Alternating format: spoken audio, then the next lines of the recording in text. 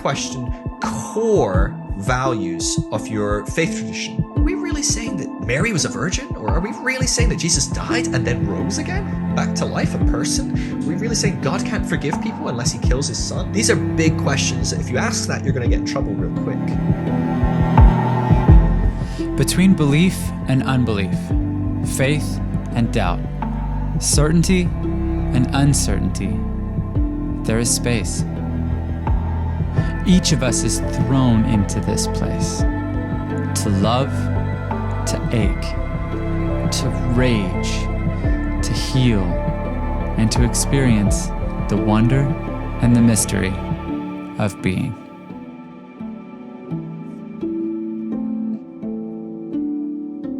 Welcome, everyone. We today are going on a journey, a wild, fantastic journey, exploring deconstruction and consciousness and something called spiral dynamics, although I don't love that term, and we'll talk about why. But I'm joined today by someone who's become a dear friend, Mr. Phil Drysdale. Phil, thank you so much for participating in this with me, man. Thanks for having me. I'm honored. I'm excited. I'm really excited about this podcast. Oh, me Not too. This podcast, but like this podcast more broadly. I'm just excited about it. Oh, thanks, man. That's so kind. You've been podcasting for, how long have you been doing your podcast now? I've been podcasting for about 9 years, but in different such an iterations of like, I started a podcast here and I used to preach and put out my sermons on a podcast, or I used to put out little thoughts here, and I started interviewing. But this iteration of what I do is I rebranded and it's Phil Drysdale Show. I've only been doing since about May. But I put out a lot on it. Yeah, there's some older episodes that I've put out before then on there. Oh. But I only really started properly doing this when we were in hard lockdown, and I was like, I need some sanity. I need to talk to some interesting people for a few hours at a time to keep sane. And that's just when we first talked. When you first invited me on your podcast, was that fairly early on in your podcast then? I mean, it all depends. It's probably or on this iteration. Yeah, I mean, it's all perspective, but I mean. Yeah, I don't know. When did we talk? August? Oh, gosh, it's a blur. So a few months. I think it was earlier than that. Maybe earlier? Yeah, pretty early then. Well, the reason why I've invited you here today is because on issues of sort of deconstruction and for people that are processing a change in the way they think about God or the divine or spirituality or whatever terms we want to use, You've done an incredible amount of research, and you're very good at condensing that research down to bite-sized pieces of information that are not difficult to wrap your head around. So I really appreciate that. Thank you. I think in my process of reevaluating faith and God and all that stuff, I didn't find you until much later on, and listening, having you in my life would have been useful a little earlier, Phil. So maybe, but if you'd found me earlier, I probably wouldn't have been very useful because I would have been earlier as well, and maybe we'd just be a mess. So. Sure. Well, what we're going to talk about today, I wanted to start with this term, deconstruction. It's, for those of you watching and listening, it might be a term you're familiar with. It might not. Chances are, if you found your way to this YouTube show or to this podcast, depending on how you're taking this in, you probably are at least a little bit familiar with the term deconstruction. And essentially, my perspective of what that means is a sort of a radical rethinking of your beliefs and the way that you look at the world, and maybe a re-examination of beliefs that you potentially grew up with and didn't question until a certain point, but you're questioning now. And that can be such a disorienting, confusing, frustrating, terrifying experience. It was for me. But I didn't really have a definition for that process. I felt like I was going through it fairly on my own. I felt very lonely. And for me, I was in a Christian band, like the singer of a Christian band. So for me, it was like, it wasn't something I could talk about publicly because I was like, well, I'll lose my job, obviously. But eventually I I couldn't help it. And so that's sort of how we got here, how I got here. But Phil, I wanted to kind of maybe get you to, for everyone listening and watching, could you like more concretely define deconstruction? We've talked about this privately, but I would love to get your thoughts on what exactly this is that we're talking about. Yeah. Well, I mean, deconstruction is this term that's kind of evolved over time and become a much more commonplace holder for a journey that people go on. Basically, you kind of nailed like this whole journey of an evolving or a devolving, basically a radical shift in your views of God, spirituality, maybe yourself, the world. And it's a really hard term to nail down. When we started doing research on deconstruction, I remember I work with a research company here in the UK, and they were like, okay, so what exactly is a deconstructing Christian? Give me the definition of these people we're researching. And I was like, I've been working with these people for like 8 years, and I don't know if I can do that. I don't know how to define this. Right. It's because it's one thing to kind of give an abstract, overall, arching kind of description. But when you're working with like academics, you have to put down a very specific, defined kind of this. If you tick these metrics, you're deconstructed Christian. If you don't, you're not. And that's a very hard thing to do with a very abstract group, because the thing that you find with deconstructing Christians is, generally speaking, or anyone deconstructing, generally speaking, it's not that they believe the same thing or they do the same thing. And that's usually how we work with a lot of people with definitions. Instead, it's actually that they are coming from the same place. So they're actually on a journey away from something, which is really interesting. And even then, it might not be exactly the same place. So it's less about arriving at a specific place and more about departing from a familiar place of some kind. Because what we found when we looked at this, so he's like, oh, so what do deconstructing Christians believe? And I'm like, well, some are atheists, some are agnostic, some are still Christian, some are more conservative, some are more liberal and progressive. Like, yes, tick all the boxes and you could be a deconstructing Christian. So anyway, we worked on this. We looked at deconstruction comes from a philosopher called Derrida. And the phrase kind of came up about the French? 80s. Yeah. I know you love philosophy, so. I do. You may have come across this. The French philosophers in particular are super fascinating to me. Well, all they do is sit around and drink wine and eat bread, right? So, I mean, that's just fuel for good thought, I'm sure. Well, and sometimes they're some of the most depressing philosophers to me. And something about that, I sort of like something about that in some sick way. Well, yeah, I don't know. Maybe that's some orange in there. We'll get to that probably. But I interrupted you. No, that's fine. So, but that was the kind of philosophical beginning, and it talks about these radical shifts of losing your beliefs, gaining new beliefs, going through these kind of journeys. And then I talked to lots of leaders in this movement, lots of people that do podcasts and put out books and talk about this. And it was really interesting talking to them and seeing very varied views. But what we found was the easiest way to do this is actually just to ask people that identify as deconstructing Christians some questions that were informed by leaders, informed by philosophy. But can you identify, do this scale, do this question, yes, no, 1 through 7. And we started looking at this. And what we found is there's 3 metrics you have to tick these 3 to be a deconstructing Christian. Now, I'll say off the bat, a lot of people find themselves in the community of people that are deconstructing online, social media, different things like that. If you don't tick all 3 of these, this is okay. And a lot of people don't tick all 3 until they're well into the journey as well. So this isn't a metric to disqualify anyone. Yeah, we should specify that this is not a club that you're in not at all. Or out of. This is not something that is, when expressed in a healthy way, this is not something that turns into just another version of us versus them. Yeah. That's not a healthy way to look at it. And the other thing we should mention is that because you and I come from a Christian background, we're talking about deconstruction from the perspective of a deconstructing Christian. Yeah.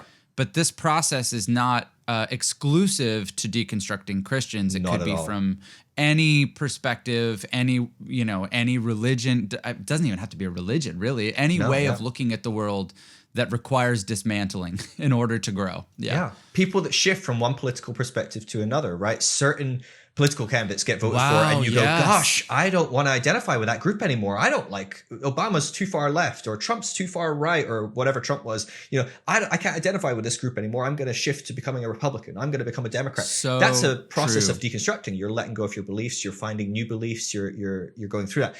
But so the three components, the first one is that you have to question core values of your faith tradition. And we'll talk about it in the concept of spiritual belief here, but this could work in your core values of being a Democrat or something, whatever it might be. Right.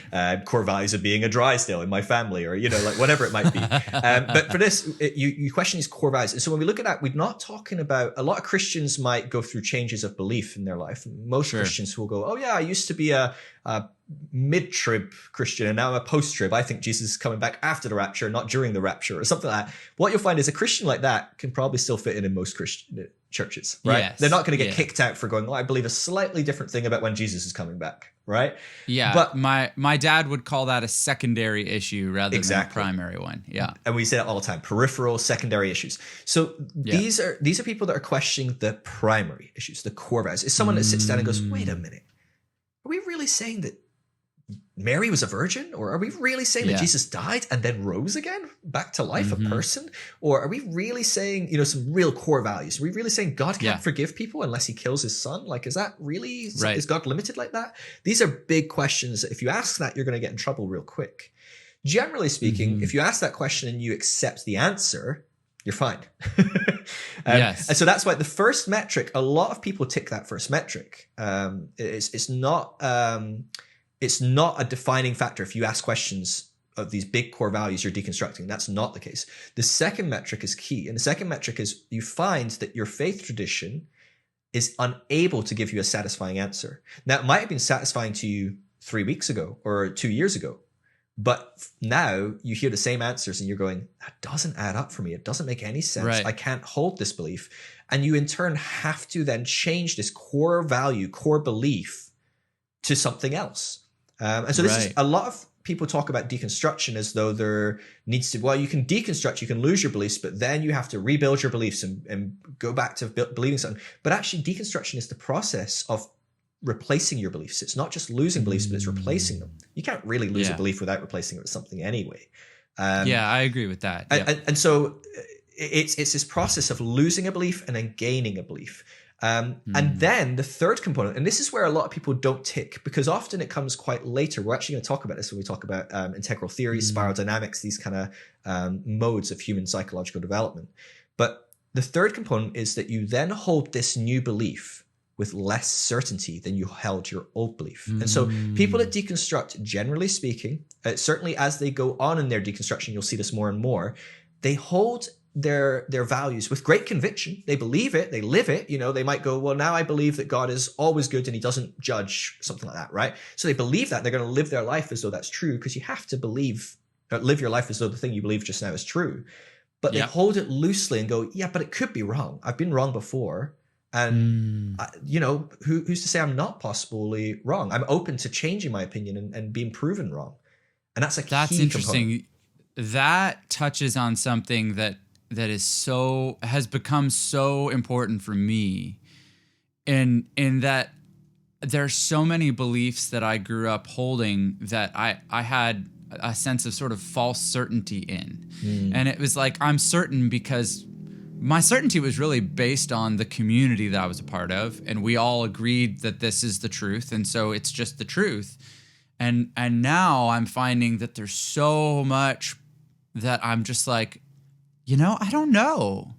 And that's why I call this show, this podcast, The Wonder and the Mystery of Being, because for me, my process out of the more disorienting parts of the deconstruction process was getting comfortable with mystery and uncertainty and wonder. And actually, instead of looking at it as something to be afraid of, it's something to be grateful for. I'm like, oh man, how boring would it be to know everything?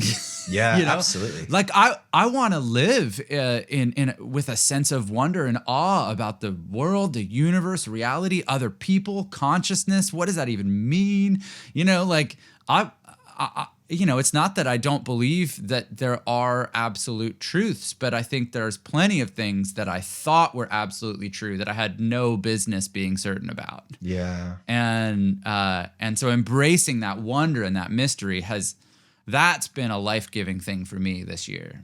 Yeah, absolutely. And that is, generally speaking, it takes time to settle into that, because most people have grown up in this fundamental black and white certain world where we know what is true. It's been given to us from on high, whether it's a parent, whether it's a teacher, whether it's the Pope, whether it's the pastor, whether it's a book, you know, the Bible, something. We've got this absolute truth, and that's the way it is. And we know these certainties, and we've got this black and white stuff. And when you start to come out of that, you tend to be on the journey to look for the absolute certain still.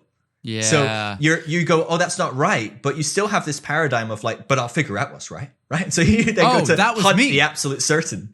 It takes that was a while that was to yes, settle that down. was for sure me, because I was like, I need to know the truth, and so much of this for me was rooted in becoming a father, where I was like, oh, I'm responsible for raising a human being and teaching him what is true.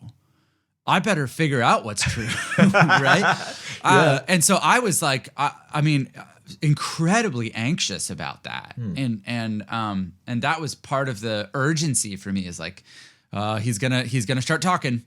He's gonna start asking questions, and you know, I'm holding like a 6-month-old baby, Right, being you like, got a bit of time. being like, I'm terrified that he's gonna ask me about God. Right. But his first words aren't mama or dada. It's like, you know, is God really good? Can we really say that? Oh man. Oh. That's so funny. So much of this for me is when I discovered that I'm not the only one going through this, a weight was lifted for me. Yeah. And I'm like, oh, there's so many people asking these questions. A lot of us are afraid to ask, afraid of the consequences. It can be kind of lonely, because if you're someone who's surrounded by people who are not questioning, Yeah. it can be very lonely. Yeah. Well, you can't be yourself at all. There's too much danger there. There's too much cost. And so you end up putting up a front, a mask, and you do what you need to do to be accepted, to be loved, to be welcomed into the group, to be, you know, there to exist. Yeah. And yet when you get home and you take that mask off, the mask is glowing with all that love and acceptance, and you feel like crap because you got no love and acceptance, right? You are just empty. Yeah, because the real you don't feel like you're being loved and accepted for who No you one really saw are. you. And you develop the idea that if you were honest, you would not be loved. You would be cast out. You know, you develop that idea, whether it's true or not. Yeah. You know, so that's sort of the basics of deconstruction.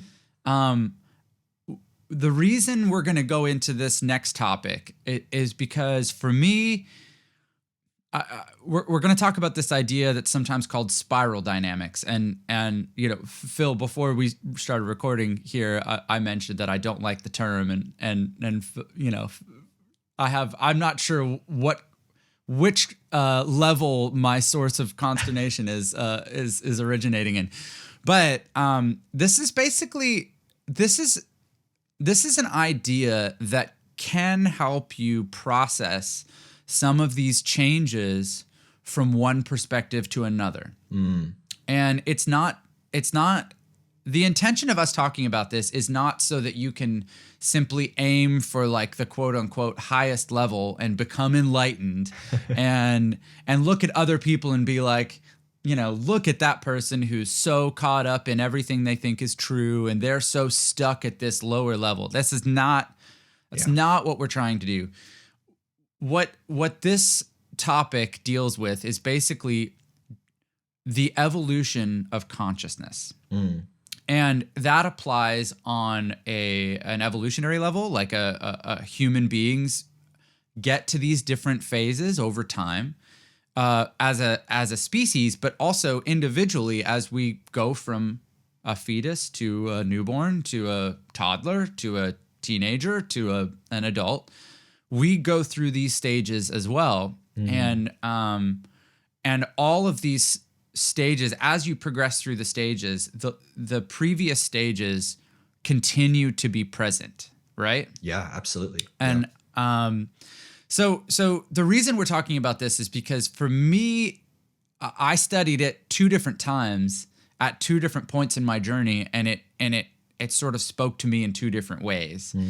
And I found it incredibly helpful at putting words to what I somewhat already sensed. It's kind of like the Enneagram in that way. Like my wife and I, have done the Enneagram tests a few times, and it's a personality for anyone out there that doesn't know the Enneagram. It's a personality sort of typing, and some people love it, some people hate it. I find it informative because it helps me understand people better. It helps me understand my wife better, and hopefully it's something that we can use to provide a framework to see things in a more comprehensive way and allow us to make better decisions and have healthier relationships, all that stuff. Yeah. So spiral dynamics is kind of like the Enneagram in that sense. Nothing about it is absolute, but it can really help put language and structure to ideas that are sort of floating out there sometimes. Yeah. Is that fair to say, Phil? Yeah. It's a tool. It's a model. It's not perfect. It's going to be flawed. It's going to be limited. But it's there to give us a way to see things. And it's observed. It is observed. This comes from, over the last kind of 90, 100 years, psychologists around the world started looking at how do humans grow and develop psychologically. Like, can we look at a human and see over 50, 60 years, do they grow in a certain direction? And what's interesting is they weren't very global back then, right? So everyone wasn't speaking to each other the same way. And it's only actually in the later half of the century when all these psychologists in different universities around the world started talking to other psychologists from around the world and going, oh, whoa, the guys over in New York are discovering the same thing we're discovering in Sydney, that people grow this way. And so actually suddenly there was this confirmation that all these different models that people had seen, because everyone was going, oh, we've seen people grow and these are kind of the stages. And some people had 2 stages, some people had 8 stages, some people had 4 stages. Didn't really matter how many stages. What they saw was they all moved the same direction, and they'd just given different labels and had different cutoff points, but they were all describing the same phenomenon. And so we can say fairly conclusively that on some level, it might be flawed, might need some, refinement here and there, that this is how people develop psychologically. If they're healthy, they will continue to move forward in these ways. Now, a lot of people don't continue to move forward. Some people just sit at the stage they're at a certain point. There's actually some interesting data that people around the age of 40 stop moving forward in their psychological development. Is that absolute, or are there ways to... Far from absolute. Far from absolute. Yeah. Lots of people keep moving, but generally speaking, the mass populace seems to kind of slow down and stop. And it kind of makes sense. A lot of people stop becoming so intentional about growing in their personal development and their identity and all these different things. At that age, like, things are crazy, right? You've got kids, you've got work, you've got so much more going on than when you're a student, or I don't know, like, younger adult or whatever. And so I'm not entirely sure, and I've not seen any data on why that is. I've just seen that there is a kind of point of around the age of late 30s, early 40s, people start to kind of stop progressing along this journey. So exactly my age. Yeah, so keep on it. But I think that what I have seen is people that are intentional, people that keep trying to better themselves, to grow, to develop, will keep doing that. And we all know that as well. We all see people in our lives that are like, just, they're not making the effort to try and grow and develop. Yeah. And sometimes by some miraculous kind of external pressure, maybe a loved one ends up in the hospital or something like that, forces them to go, oh gosh, I need to deal with myself because I didn't deal with that issue well. Like that broke me. So sometimes there's something that pushes them to progress, but a lot of times we don't get that external pressure, and the internal pressure is not there. I know I can be like that sometimes. 2012, 20. That's been me, right? I'm like, I'm just like, no, I don't have any internal motivation, but 2020 is going, no, you're going to have to keep working on this, buddy. Right. But yeah, so we see these growths, but the thing I think I really want to hammer home on that first thing you said, this is not a model for which we look at people and go, oh, they're there, therefore we can judge judge X, Y, or Z about them. We can put them on a certain thing. We can think less of them. We can be fearful of them. We can demonize them. That's not what this model is. And it just isn't a model of hierarchy, although it will sound like hierarchy to a lot of people in this journey. Yes, it will sound like hierarchy, but I have found that it's most useful when I'm using it to look at my own perspective and my own sort of growth.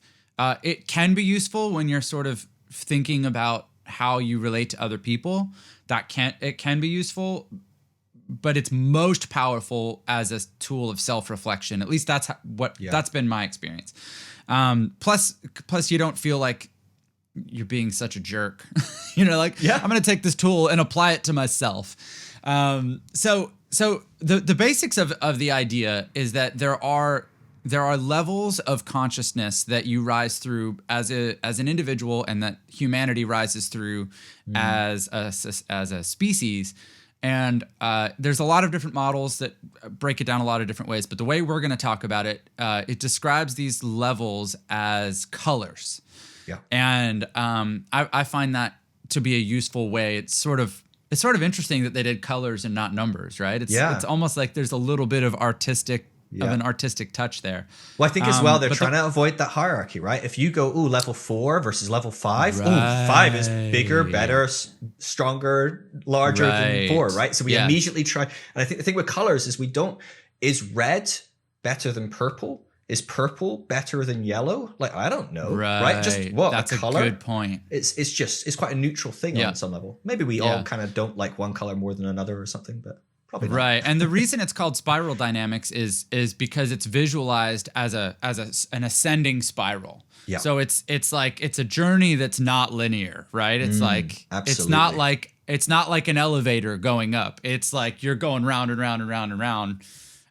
So that's sort of how I visualize it. But let's start with I'm not going to say the first level, but let's start where we start. As human beings, this is where we all start. And the first level, I just said it again. This level is beige. Yes. And so tell us about beige. Well, beige is you're a baby. Welcome to being a baby. You do not have much of anything at the stage of a baby. When you actually research what babies know and what they do, that they're very, very limited. A lot of parents don't like to hear this, but they don't even know that you exist as a parent. They think that you are part of them. They don't even know. And so it is just this individual worldview of there's just me and my only job is to meet my needs. The baby doesn't really know much of anything other than I'm uncomfortable. I've just pooped or peed and I need that fixed. So I'll scream until it fixes. I need to eat. I'm hungry. I've got this gnawing hunger. I'm going to scream until something feeds me, right? It's very survival orientated, and it's very primitive. And I don't mean primitive as negative. I just mean primitive as in very basic. This is our very base human instinct. And so as a grown-up human, a lot of us can be beige when we lose our job, right? You suddenly go, oh my gosh, how am I going to feed the kids? How am I going to put food on the table? How am I going to pay rent? How am I going to survive? You suddenly have a very basic beige outlook on the world, right? You go to your very core base. If you go in the Maslow hierarchy of needs, you just went right to the bottom and went, I don't care about Wi-Fi anymore. How are we going to eat tomorrow? Right? Right. This is what beige is. And that brings up a good point. It's like this beige place never goes away fully for us, especially in the modern world. It can be cloaked in all these other issues because we very commonly, I mean, especially like people that are middle class, relatively comfortable Westerners, we don't face life or death survival issues all that frequently. No. They're much more abstract. And so, but if you are in a crowded place and you hear a gunshot, beige. Yeah, welcome to beige. Beige again, will right? arise in you. It comes up to the surface. And this is the thing that, we're talking about, when you grow and you develop and you see introduction of new colors, what's going to happen is we're not going to replace one color with another. We add the colors together. So as you're spiraling out, imagine you're looking down on that spiral, right? Mm-hmm. So if you look down on it, what you're going to see is in the middle, a circle that's beige. But what you're going to see is a circle slowly emerge around beige. And that's going to be the next color. And so now you're going to be the next color and beige. You don't stop caring about your survival. You just now care about other things as well. And you have maybe a slightly more adapted psychology. And so what happens after beige is we transition into the next stage, which is called purple. Now, purple is often called, so beige is often survival, primitive, kind of like these very core kind of guttural kind of, it's your lizard brain, right? The kind of like, this is it, I just want to survive. Purple is often known as magic or tribal, and it's very much in awe of everything and the world. So purple, where purple kind of starts to realize, oh my gosh, there's more going on than just me screaming and feeding my needs. There's someone else over there. Whoa, that's crazy. Who is this person? Mom, dad, people. Whoa, this is crazy. But not only that, it's like, when I scream, they come and feed me. What's interesting is we found that young children, even when they start to understand that someone else is someone else, they still think they control them.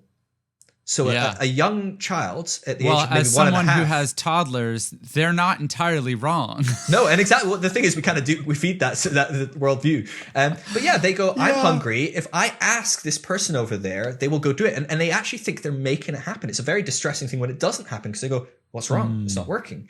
Now, what's interesting is we see this model in humans. As humans start to develop and grow, if we go back, several thousand years, so beige exists on a evolutionary human model. Beige exists between about 100,000 and 50,000 years ago. That was where humanity was. Homo sapiens were hunters, gatherers. They weren't communicating much. They apparently we didn't really communicate at all at that point, maybe through some sort of signs or something, but there wasn't really any need for that. We just met our needs. We roamed until we found food. We looked for shelter. We did what we had to do to survive. Around 50,000 years ago, we start entering into this new stage. And in this new stage, we start to communicate, we start to work together a bit more. But what comes is a whole bunch of superstition as well.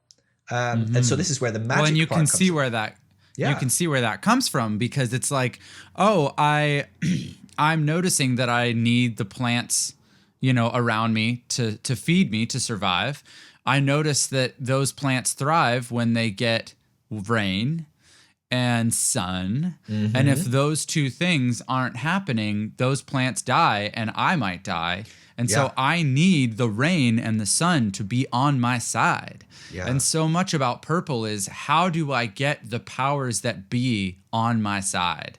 And it's not even thinking about the powers that be in a logical way. It's just like, there's these forces out there and I need them to be on my side. Otherwise, I will die. It's an imaginative expression coming out of the beige survival instinct, right? Yeah, and if you think about it, it's pretty scary. It's a scary place to be, because you go, I need rain and sun and the right combination of both to exist. But you know what? Tomorrow, I don't know if it's going to rain or be sunny. I can't control that. And so you start to go, well, how can I control that? And so you start to project and you create gods that you can control, that you can kind of help. If you can get on the right side of the sun god, then it'll be sunny. And if you're on the right side of the rain god, you can maybe have it rain. And this is where we see these kind of, we talk about these concepts as though they're very primitive. I think primitive is so negatively connotated, that word. Yes, but we don't mean that in a negative way. Early concepts of how do we understand that which we don't understand. How do we give meaning to this? How do we feel safe, right? How do I feel safe when the sun goes down and I'm not sure where it's gone and I know I need the sun to live? If it stays dark, things are not going to be good. And so we start creating a sun god and a moon god, and we imagine they're warring together. And if we make a sacrifice to the sun god overnight, maybe it will come back in the morning, or these very to us, non-rational ways of looking at things. But you have to remember, we haven't got to the rational stage of human development at this point. In the same way that you can't right, John, you can't explain to your 1.5, 2-year-olds that there isn't milk in the fridge. They don't. What do you mean? There's always milk in the fridge. You just make milk show up. Like, get me the milk. My kids are like, that's not we possible. have these protein. We have these little kids protein shakes because we're trying to get protein in them any way we can sneak it in. And they're like, my son from the other room will just yell without getting up, Dad, monkey milk, because it has a little monkey on the front. And I'm just like, but that is purple. It's like, how do I get my needs? How do I get the forces that provide for me on my side? How can I summon them?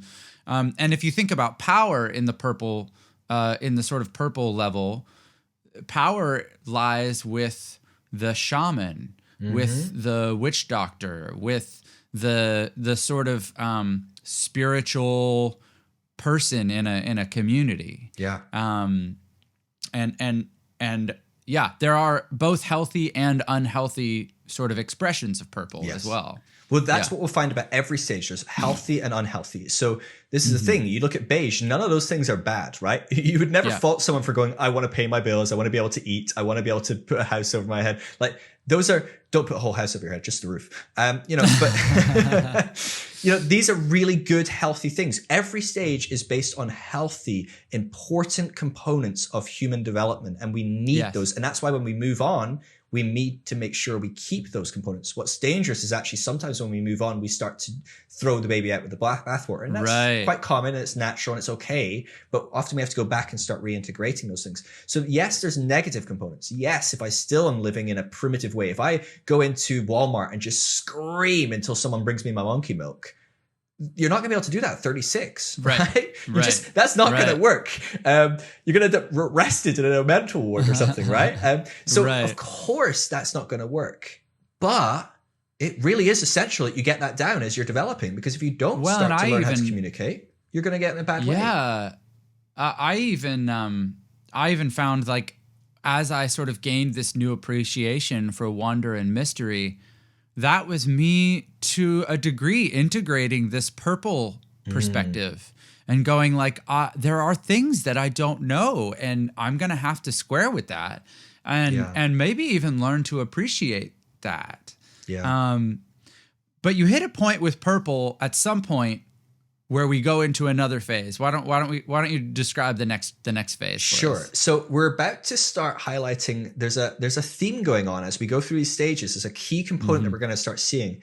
And that is that they generally bounce between two core positions. And so that is the one where it's quite egocentric, and the other one is where it's quite group centric. And so while your first beige was very egocentric, right? It's just me, there is nothing else. And purple suddenly realizes, oh, there's other beings in this world. The next stage, red, and it's often known as warrior.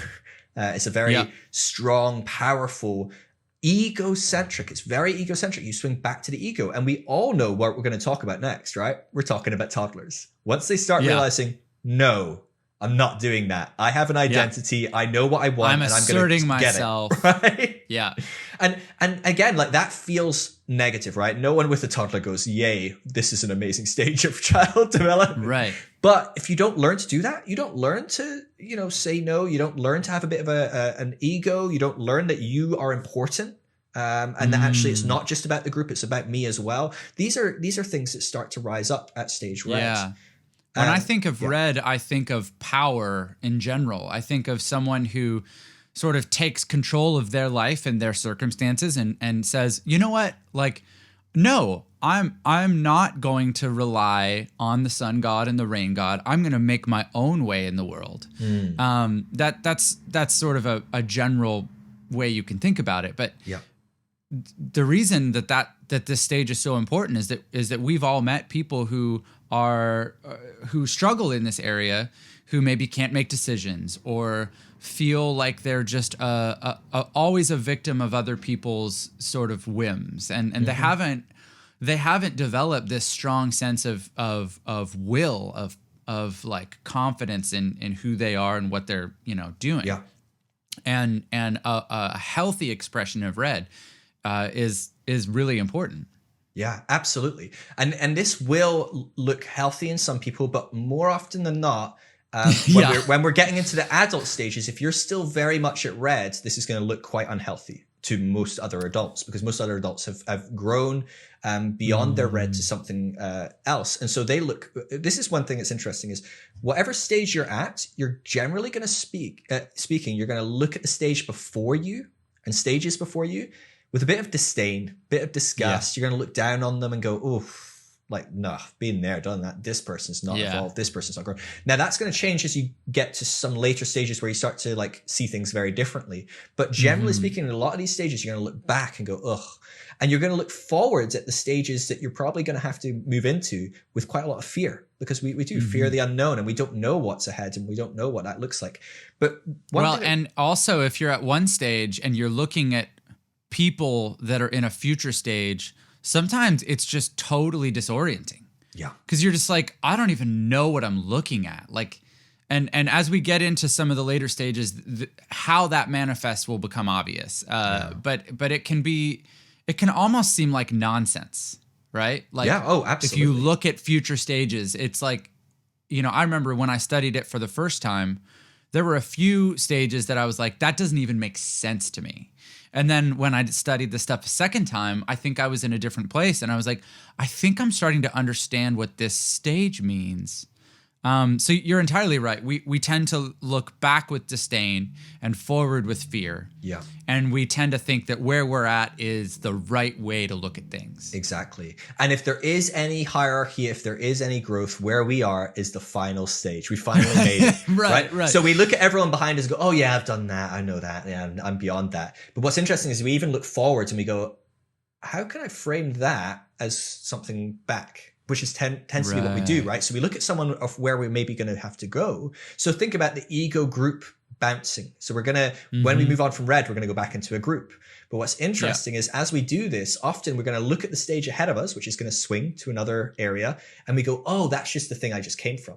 But it's not. It's a more healthy, evolved growth in this, because constantly we're trying to find this balance. And this is the part of being human. We are a social being, but we are very much an evolved individual as well. We're one of the most individualistic animals as well on the planet, because we have this incredible brain and we create purpose and meaning and all these different things.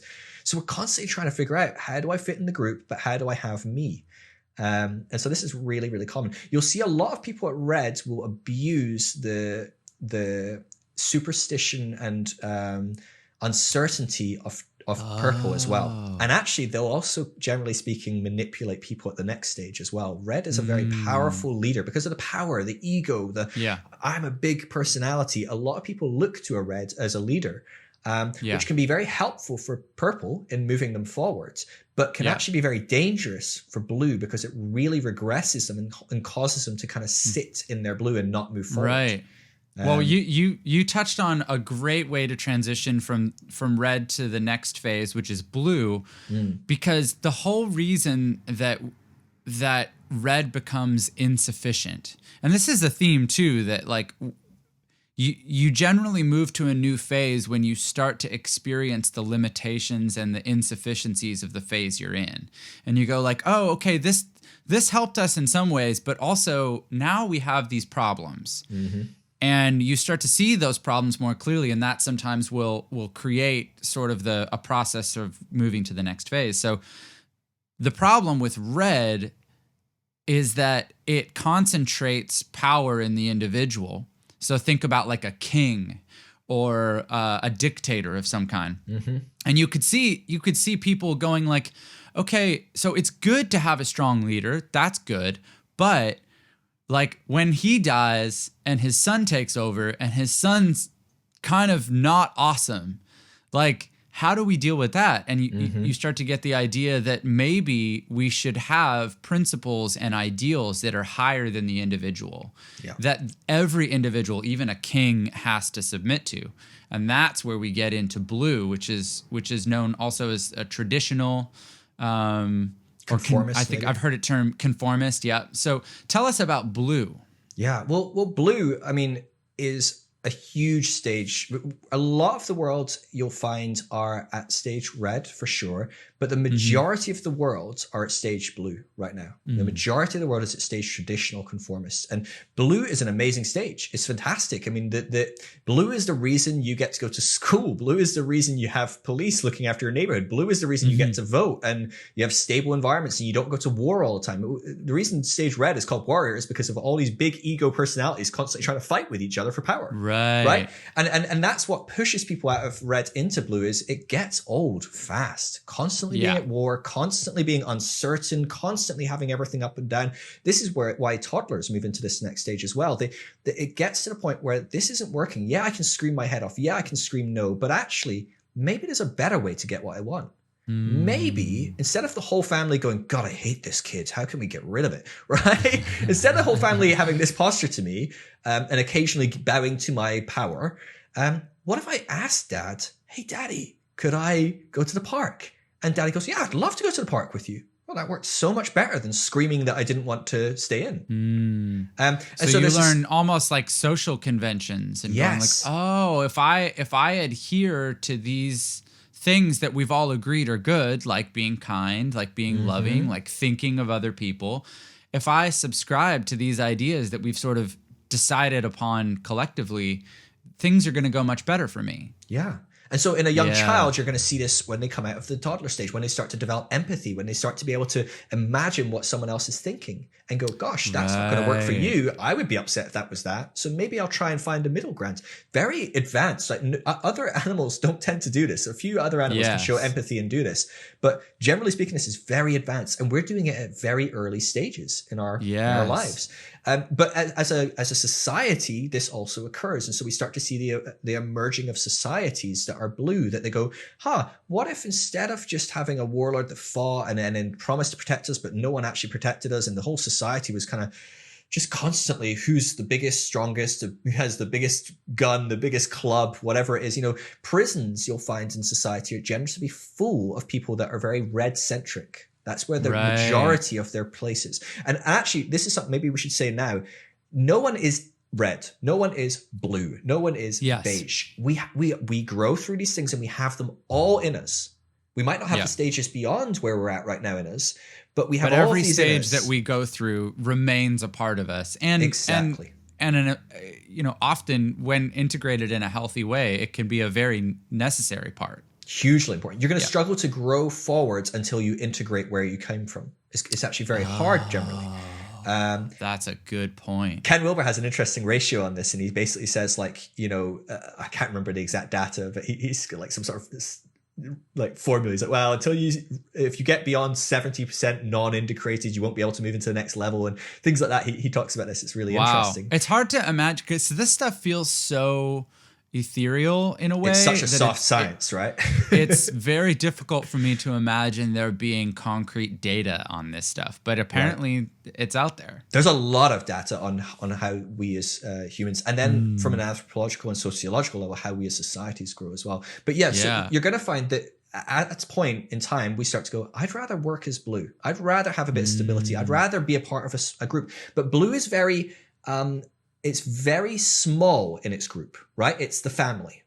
The kid still doesn't really want to include the other families and the people from other places. The nation that is blue doesn't want other nations to be in power, doesn't want other nations in charge. The religion that is blue doesn't like other religions or other denominations. Yes, only ours is true. We are true, we're right. It's very black and white. Blue really, generally speaking, what's interesting about blue, while it loves the group, it still has authority figures. It still has kings. It still has queens. It still has popes. It still has a pastor. It still has a Bible, or it's always got some form of authority figure that dictates. So the group doesn't make the decision on what they believe and how they act. The authority figure makes the decision at this stage. And this is why I'm saying, when I say most of the world is at stage blue, we can all start thinking of people, and maybe ourselves, who are blue in a way, right? So we think of the church we go to or went to. Probably very blue, most churches.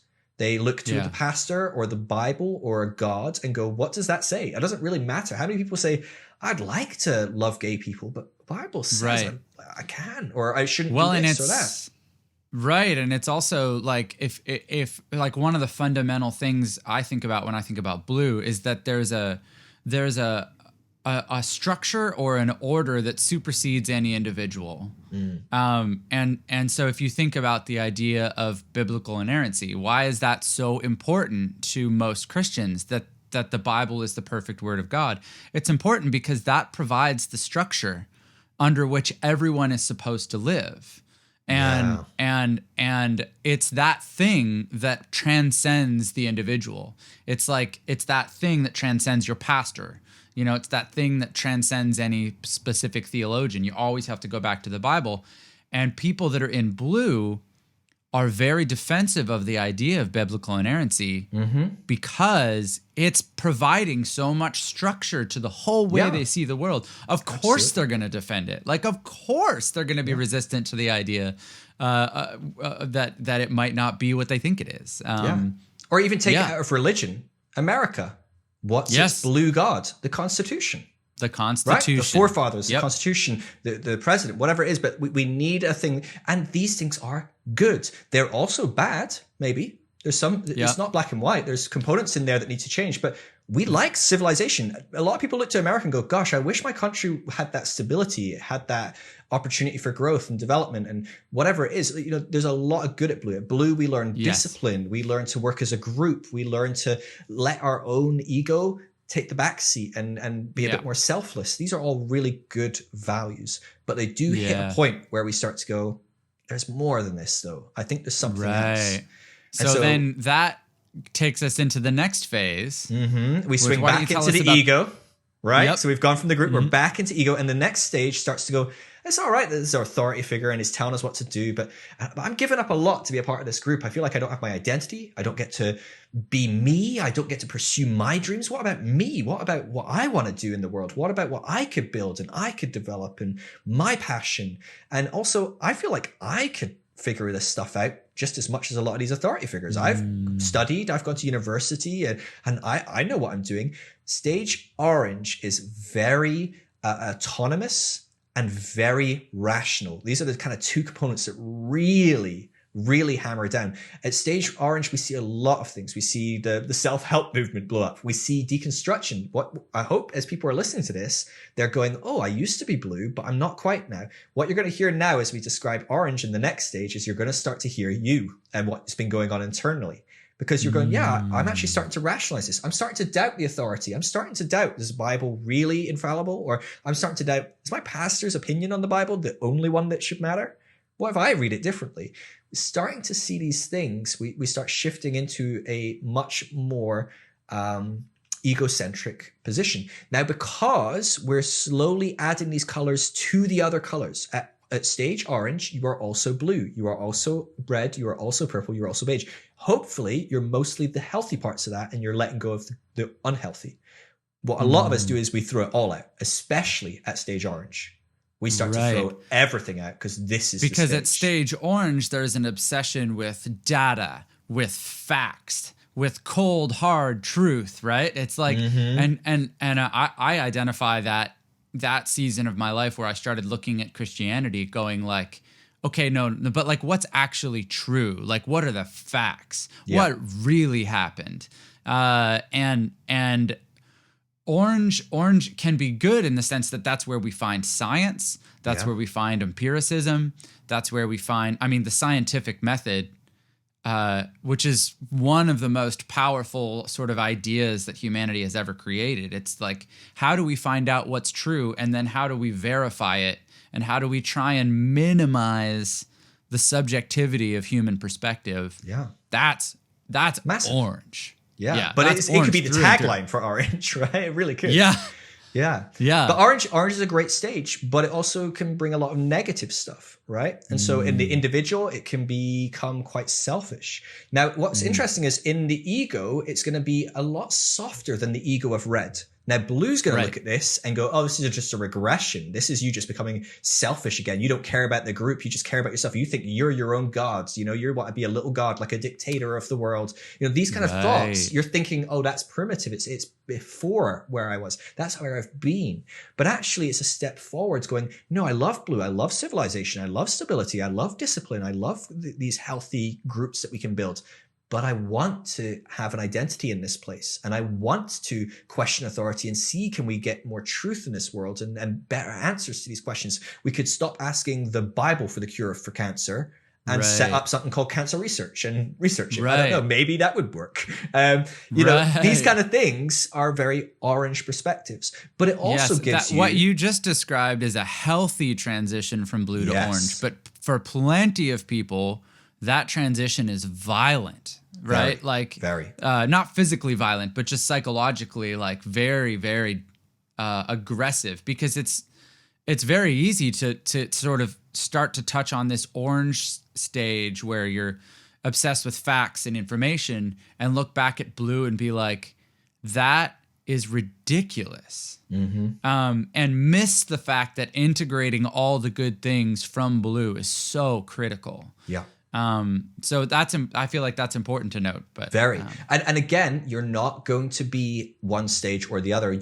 A lot of people who are listening to this have come out of stage blue into stage orange. Doesn't mean they've come out of stage blue. They still have a lot of blue in them. So they might be, 10% red still, 40% blue and 50% orange. They might even be starting to get a few percent into the next stage. It's going to be quite spread out. You're going to have bits and pieces. You might have a sexual ethic that is still very blue.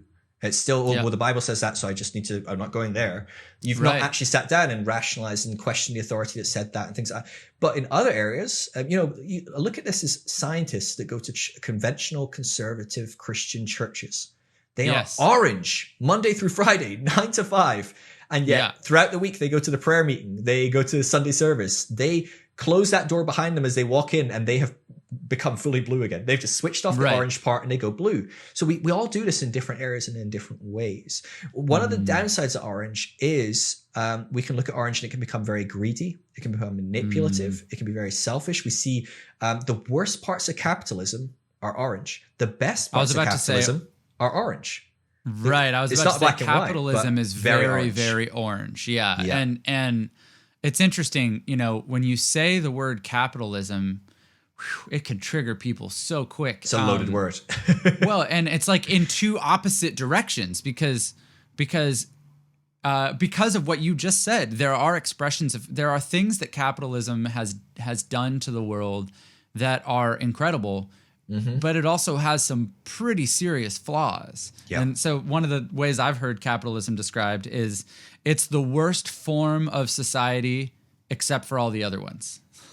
Perfect. Yeah. So I don't know, but you're right. It's like in orange, the capitalistic sort of aspect of it is very like, we're going to build things based on what's real, and we're going to motivate people.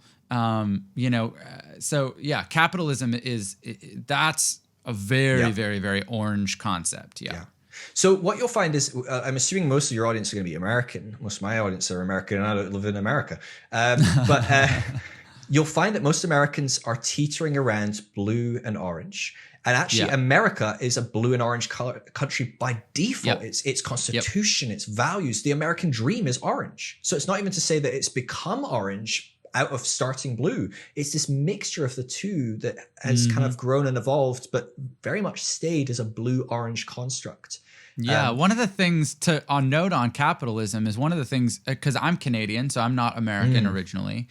One of the things I notice about America that feels unique when it comes to the issue of capitalism is that I've noticed a lot of Christians treating capitalism as if it is scripture, right? Or as it is like a spiritual truth on the same level as salvation or Christianity. Like there's this reverence for it, which is interesting because capitalism is a very orange idea, but there's almost a blue reverence towards it at times within certain, especially the evangelical Protestant sort of community, and I'm endlessly fascinated by that. Yeah. What you'll find is that all of these stages, so generally speaking, this model is split into two parts. So one is called tier 1 and one is called tier 2, which sounds very hierarchical again. So try not to buy into the kind of hierarchies of these things. But it's just talking about as we go through the stages, there's kind of a line where things change drastically. But in tier 1, almost all these stages, and we're still in tier 1 at Orange, the next stage is the last stage in tier 1. But in these stages, we're very black and white still. We still see things as one way or another, very dualistic. It's right, it's wrong, it's in, it's out. And we're going to see that develop. We're going to see it grow. We're going to see more nuance added, but it's still going to exist. And so people at stage blue, people at stage orange are still quite certain. They're still, I can figure this out and this is the way it is. And I know it's this because I looked at it and I reasoned it and I figured it out, or maybe it blew. The Bible told me or the pastor told me. And so there's a lot of room for conflation of like people that are at stage blue and orange can go, we figured it out. This is it. That's it. We got it done. And that's, it's very dangerous, but it also works really well. The thing to remember about this is that none of these stages are wrong. They work for the people at that stage. They're really important. And one of the things to also say is you don't get to skip stages, generally speaking. You have to go through these stages. And so, then this is the problem, because a lot of people listen to this are going to go, "Oh, how do I get to the best bit? Like, I'll just research the best stage, and I'll just be that, right?" There isn't a best stage. It doesn't work like that. It doesn't work like that, right? Is an old person better than a toddler? Would it be better if a toddler lived like an old person? I don't know. I don't want to live like an old person right now. Maybe slightly. I quite like to retire, maybe have some time off, but I don't want to, like a lot of the other things that come with old age. Different stages have different pros and cons, and they're right for the person at that stage. And so we have to understand that some people need to be at stage blue. And we also have to understand that when someone is at stage blue, we can't make them jump 5 stages ahead. They need to become stage orange. Well, and that is a key thing as well, is that you can't push people into different phases. You have to. People go through this journey sort of on their own time, and responding to the circumstances of their own life. So with Orange, what are the sort of limitations of Orange that cause people to want to go to the next phase, that sort of instigate that next transition? So it's very similar to the limitations of stage red. Limitations of ego stages are, generally speaking, going to be that every now and again you look up and you look around and you go, "Oh God, everyone hates me," right? Not quite, but you. And maybe a great example is Bill Gates. Right, Bill Gates made his millions through Microsoft as Orange. He's very rational. He's very money, business, data, software, programming. It's very orange, right? It's all data.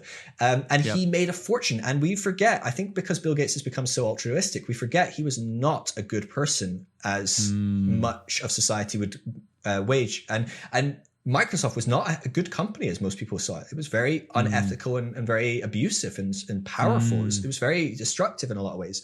But what's interesting is Bill Gates had a realization, and it took him to get to the end of his capitalism, right? It took him to become the richest person in the world and go, "I can't even spend this stuff. What do I even do with this money?" And realizing, gosh, I don't like that people don't like me. I don't like that my dad probably isn't that proud of me in some ways. He's probably a bit disappointed that I've become the person I am. He might be proud that I became a millionaire. He might be proud of this, but I'm not sure about that. And so these external, how do I fit in this world, suddenly becomes a pressure point where you start to go, maybe I should be trying to not let go of my business, not let go of money, not let go of my identity, but how do I reintegrate this into society for the better of society? You discover that the chasing your own benefit and playing the game of capitalism and trying to get ahead in life, you discover that winning that game isn't enough. Whether you like win on a big level or not, this transition involves realizing that there's more to life than data and money and tangible things. There are things in life that are more important to us than those things. And then that takes us into green. Yes. And so tell us about green. It's going to jump back. It's going to shift back into the group. But the group has grown. So if we look at the group in purple, it was very small. It was just literally my tribe. The group in blue grew, right? It became my church or my city or my country or my nation, my, even. Yeah. my ethnicity, my, That's whatever true. group Yep. is, it can be very Yep. blue. Grouping green starts to go, yeah, no, we're going to expand that even more. Maybe we're all part of this group. Maybe it's all of us are included. Everybody. Right? Now, one part of that that's really hard is a lot of green, and this is a major limitation of green, and this is where green hits a wall every time. This is how actually part of how green evolves, is green doesn't know how to include people that don't include people. It really struggles. And this is where you see the toxicity of green is the extreme persecution and exclusion of people at earlier stages that aren't inclusive. So that's the cancel toxic culture component. Can be very toxic. I understand components of that, and part of it can be healthy in some ways as well. We got to draw boundaries and things like that, and we got to try and keep people safe, and absolutely. But green is, generally speaking, it's going to be your radical hippie that swung hard left and all these things. It's socialism. It's all these things. Now, what's interesting is when I say socialism, right? We have to understand there's a post-rational socialism. So rational is that orange stage. It's post-rational socialism and pre-rational socialism.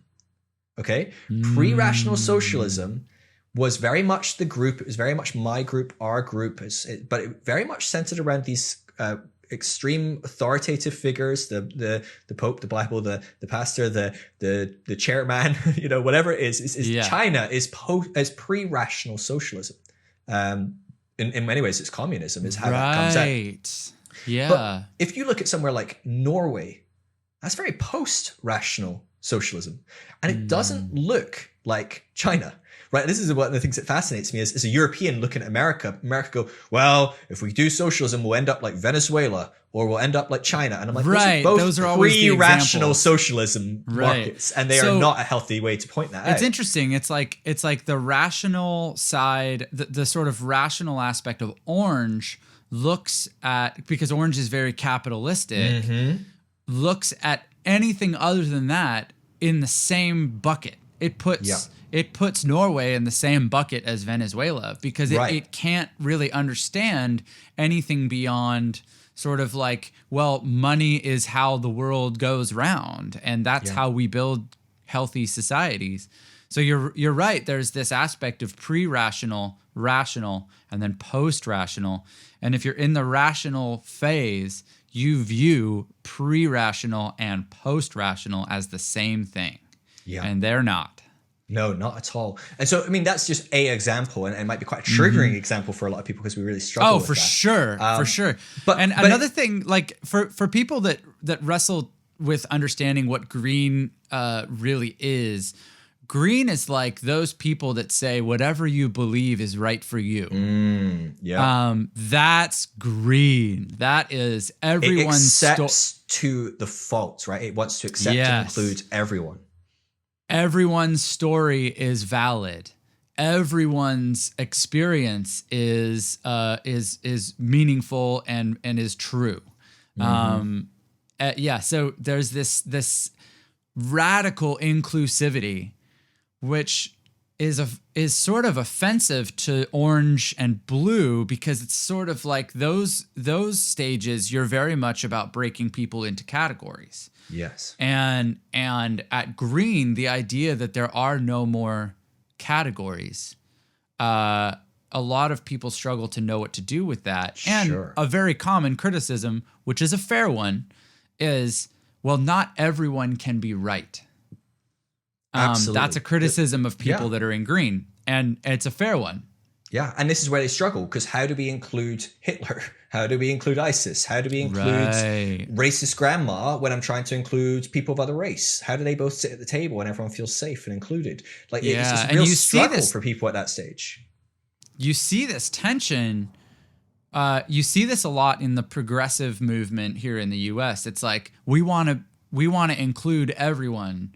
You hear that terminology, and then someone will be like, well, even white supremacists, and then they'll be like, well, no, not them.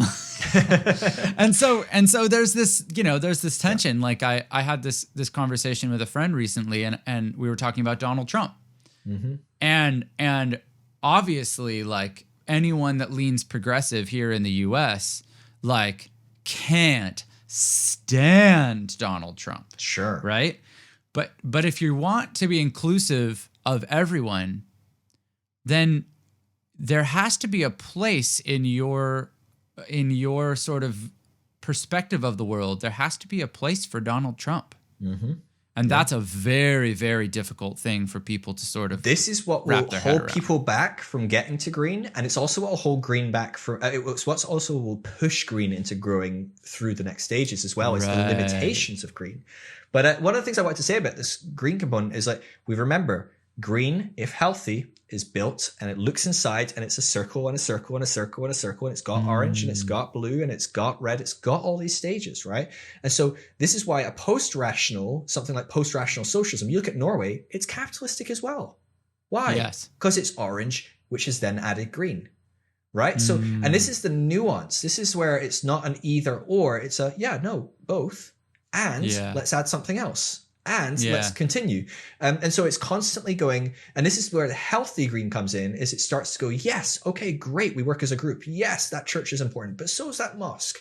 Yes, we're important as America. We need autonomy and we need a personal identity, but also we need to make sure that those people over there aren't falling through the cracks and we need to look after them. And actually, we need to make sure that our country thriving doesn't mean another country completely falls into poverty and suffers massively. It has a much broader outlook when it's healthy. In green, there's a recognition, a recognition of systems of oppression. There's a recognition of ways in which things that we've believed may have been harmful to other people. And that's a hugely valuable thing in green.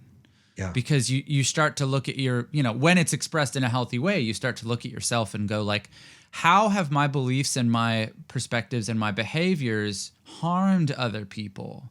And how can I do less of that? And that's a really important part of the green phase. But you're entirely right. Green has a fatal flaw in that if you include everyone, you're also including people that don't include people. And how do you do that? So that takes us to sort of the end of this tier 1 consciousness, as it's sometimes called.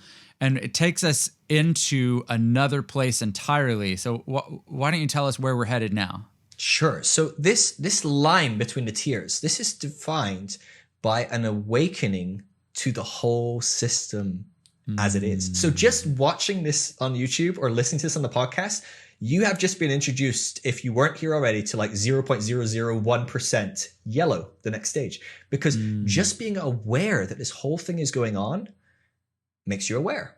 You become self-aware. Oh gosh, I'm growing through stages. You look at your wife, you look at your kids, you look at the neighbor that you hate, or maybe that president that you don't like, and you go, oh gosh, they're going through the stages as well. And what it does is it's not just aware of the stages, but it learns that they're all important and good.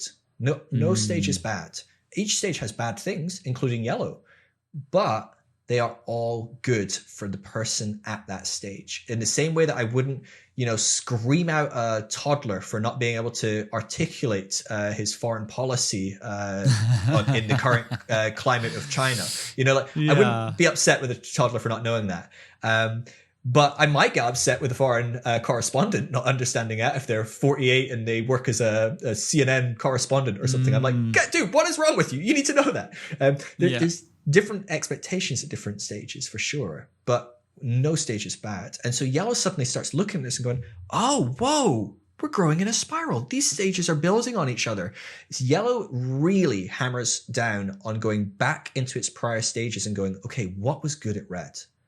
That was some good stuff. The power, knowing my identity, like really going after what I want, seeing a problem and going, I can fix that. I can do that. It doesn't matter if people get in my way. I'm going to win. I'm going to do that. But it's got the blue and the orange and the green. And it goes, I'm not going to trample on people to do that. I'm not going to hurt people. I'm not going to try and position my group above another group to get there. I'm not going to abuse an indigenous group by putting a pipeline through their land so I can get the oil. No, I'll figure out a way to, get energy. Maybe I'll try a method other than oil, and I'll try and create energy for people and whatever. But it's got a view that looks much broader. It includes each of these stages. So integral is this stage of just accepting what is, the journey of that. There's so much healing that happens at yellow. Yes. And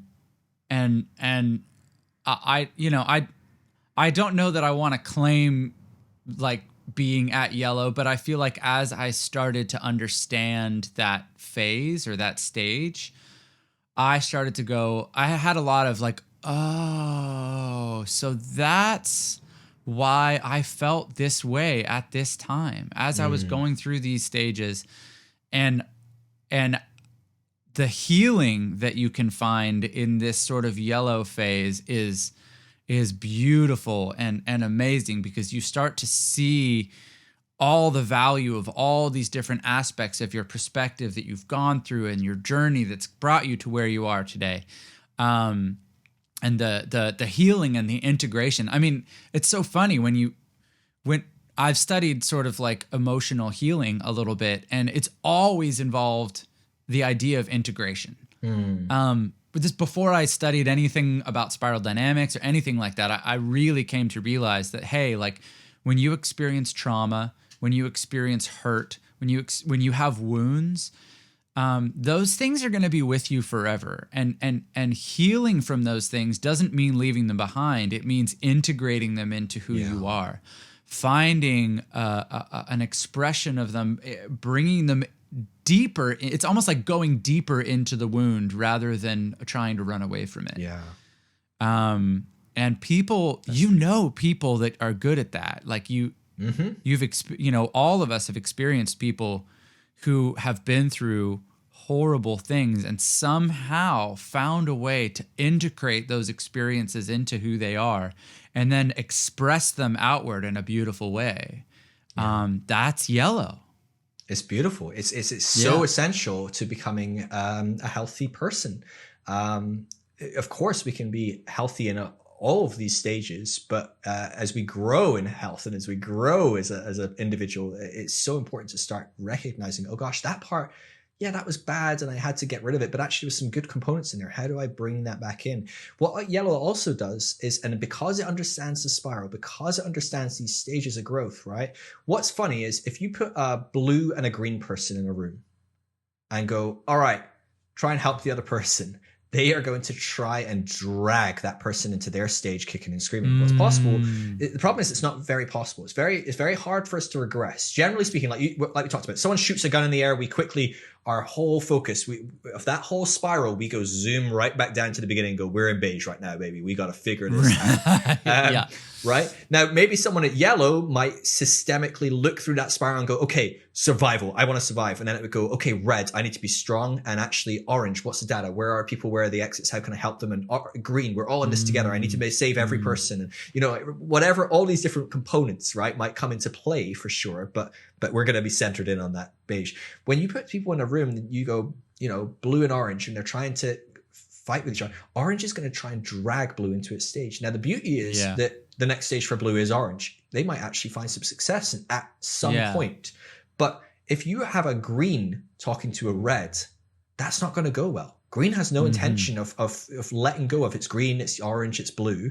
And red has no possibility to get to green without going through blue. A good example might be, think of Joseph Kony, okay? Like, oh my gosh, that was a trip. Right? What was that, 2012? Yeah, I mean, well, and it's crazy. I mean, child labor, child warriors, soldiers. I mean, he's doing horrific things throughout Sudan and Uganda. I mean, a really, really terrible warlord who is red through and through. And if we sent some green people into Joseph Kony's camp and they were going, hey, Joseph, we'd like you to think about your impact on the environment. You're using a lot of single-use plastic in this area. And it's really affecting the whales. And actually, here's a picture of a tortoise with, a ring from a beer can around its neck. Can you see how bad that is? These are important things. Absolutely. But you know who they're not important to? Someone at red, right? Yeah. They are not, these are not the questions they're asking, right? It's the same deal as if that gun goes off in the room and someone comes into the room and goes, "Hey, everybody, I'd like to talk to you about Jesus right now." You're like, "Dude, there's a guy with a gun. Give me a second, right? I don't care about Jesus. Right? I want to survive." And these things that are important at different stages become very unimportant to people at the wrong stage. And so it's really important. Yellow looks at a blue person and goes, "What do they need?" Yellow doesn't want to make blue yellow. It doesn't have that agenda. Yellow goes, blue is blue, and that's healthy for blue right now. And what hopefully will happen for blue is in time they'll grow and become orange. So where are they at? What are the stages for them to start growing in blue to the point where they hit their limitations? I need to help them grow into the point where they hit their limitations. And then they'll naturally want to move into orange. And so it's not going, "I'm going to force my position on you." It goes down and says, "Hey, let me interact with you on a level of blue. And maybe drop a few bits of orange in here and there, but I'm going to interact with you at the level of blue because blue isn't bad. I've got blue in me. I can find my blue and be there for you." And it's authentic. It's real. It's not pretending. It's not lying to yourself. And it cares for this person. And this is, generally speaking, this is the sort of person we need in our culture today as a yellow person, right? We see green fighting with blue. And if you look at American politics, a great example is that the Republican Party, generally speaking, I don't know if you want to get political in your podcast, but that's generally fine. Yep. Is a blue-orange mix, right? It's very stable. It wants discipline. It wants safety. It wants security. It wants structure, law and order. These things, which, by the way, do you not want those? No, I want all of those, right? So yes, absolutely, wonderful. But they're real core values at this stage. They're above other components. But it also, the Republican Party is very much autonomy, the American dream. You do you and you build your empire, your power. You can make it. The very orange. Very orange. Now, the Democratic Party is very orange, very much in the bed with businesses and different components like that. Absolutely very rational, likes data, likes these kind of things. But it's also tiptoeing into green. It's going, well, can we think of people beyond just Christians? Can we think of people beyond just white people? And I'm not saying all Republicans are just thinking of white people or Christians. Of course not. But it's starting to go, how do we think bigger? Can we think of America and how it impacts the world? I don't want to just be an American at the expense of other countries. And so can we be more inclusive? Can we care more about everybody's story? Can we build a society that's not just made for middle class or upper middle class white males? How can we build a society that is not just geared for people that look like me? Right. And so what you see like legends, absolute legends like AOC or something coming in and just going bam, bam, bam on Twitter and just dropping these zingers, which is funny and it's powerful and it's true. But I doubt many Republicans have read her tweets and gone, "That's it. That got me. I'm in." That just isn't going to happen, right? No, they and so it feeds resent her. Absolutely. Absolutely. And so what I'm we not need saying is that, a yellow coming in. She's performing a great purpose in helping people that are ready to understand where she's at and helping people that are green grow and feel freedom and feel the ability to be themselves. That's a really important role. And she's actually representing a huge population within America. A lot of people are starting to move into this green. We didn't name green, but green is often called worldview or tribal. Worldview or postmodern.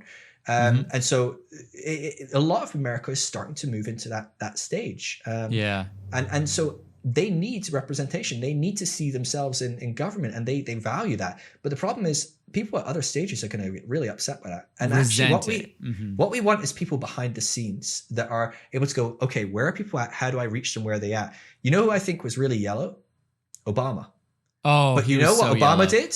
Obama reached people where they were at. A lot of people at Blue liked Obama, which is crazy. Yeah. Now, I know a lot of people at Blue did not like Obama, but he managed to kind of talk the talk, figure out where people are at. He's going to talk to a Blue person and he's going to talk about stability. He's going to talk about structure. He's going to talk about, protecting American values and things like that. But he's also going to go, and here's the data behind that. And the orange person goes, oh, I feel safe. And then he's going to talk about, we need to have a better outlook at the world. And we need to be, have the world love America again. We've lost the trust of the world. And the green person lights up and goes, yeah, absolutely. That's my language. I don't want it just to be this weird nationalistic thing. And of course, all those things are going to trigger someone else in the group as well. Right. But he's trying to meet people where they're at. And I think that was very yellow. I'm not saying he's entirely yellow, but I think he was using some yellow components there of understanding. I'm working with a nation with people with very different stages.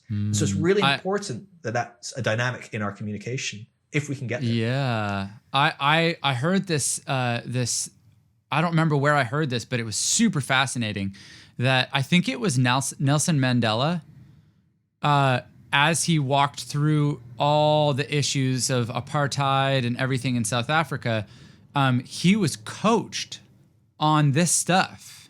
Yeah, by Claire Graves, by the person that came up with this model. Yeah. Right. And it was literally like, okay, the people you're talking to today, it's very, very blue. So we're gonna, you should tailor your approach to that. The people you're talking to over here, very, very, very red. We should tailor your approach to that. It's like, if you see some of the most effective communicators on the world stage, they have an understanding of this, whether it's articulated in this way or not. And that's another thing that's worth mentioning, is that when you get to the yellow phase and you're sort of able to see the whole system, it's not necessarily that it's like, oh, studying spiral dynamics is how you get to yellow. It's that like some people intuitively just sort of find their way there, and other people, find their way there through naming things a lot more, like we're trying to do here. Yeah. One thing I'll say about that as well is I would wager the majority of people listening to this podcast, watching the video, are going to be somewhere in the spread of blue, orange, and green. I put a huge amount of money on that. It's a big spread, right? But the majority are going to be somewhere in the middle. They're going to be in that orange stage. And what's interesting is orange is rational. It's data-driven. It likes to look at these points. So is yellow. Yellow has swung back from group to ego. It's looking at things as systems. It's not looking at individuals, but it's looking at the system. It's looking at my spiral dynamics and going, oh, this is a system. How can we meet people where they're at and things like that? Orange is going to think it's yellow. I can guarantee if you're listening to us go through this thing and go, I'm yellow, I want you to take a pause and I want you to evaluate, have I been green?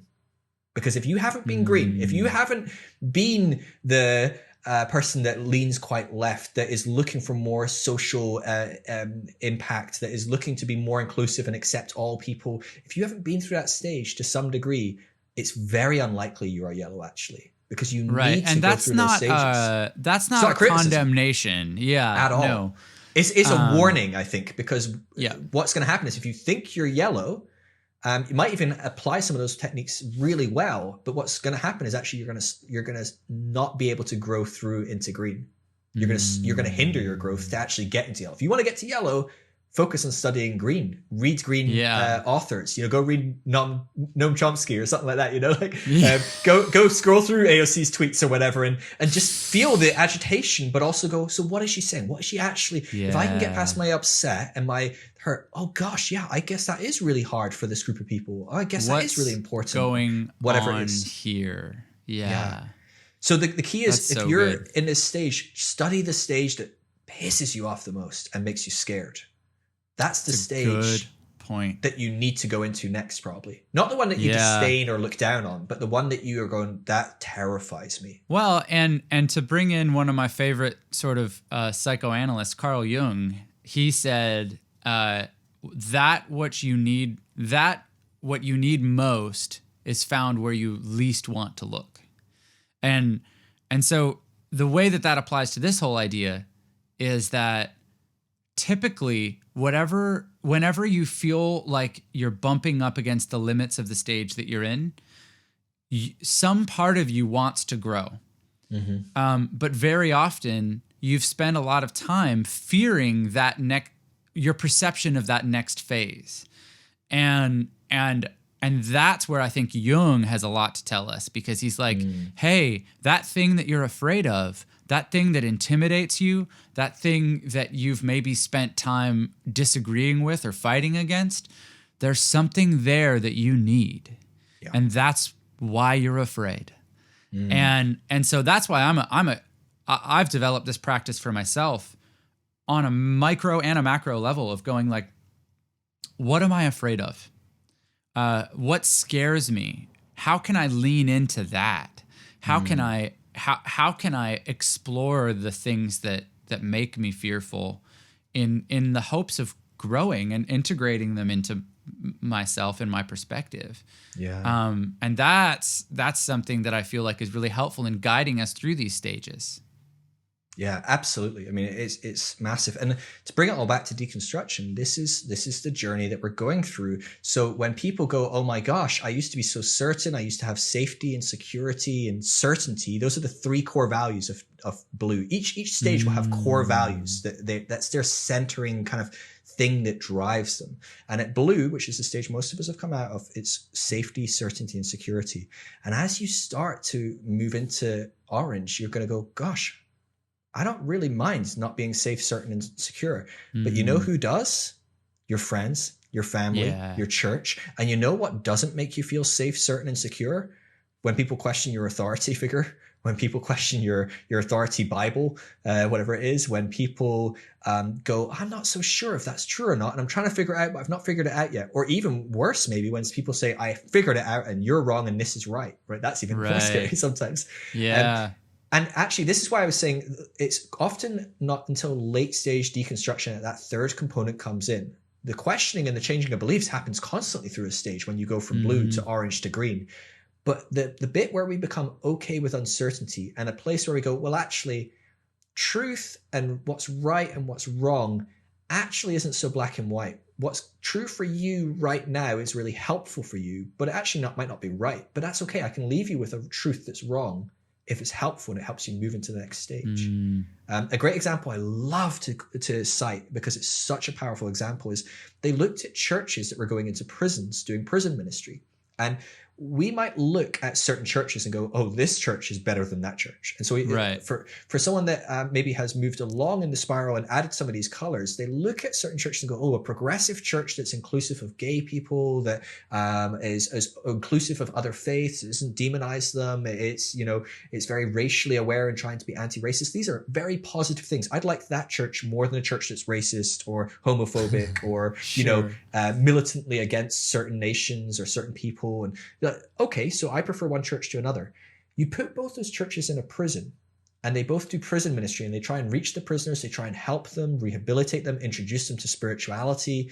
And then they come out of prison and they walk with these churches, and you hope that they don't offend and go back into prison. When you look at who has the best metrics, I'm like, well, obviously it's going to be the more advanced, enlightened, right church, right? Wrong. It has a terrible rate in prisons. The church that just crushes it in prisons is a church that's at traditional level. Why? Wow. Because prisoners are at stage red and they've come to the end of their stage red, right? They've realized stage red got me in prison and I'm scared in prison and this is horrible. And I'm no longer the big dog and the small, the big fish in the small pond. I'm now in a very big pond and I'm bloody scared because I'm a small fish.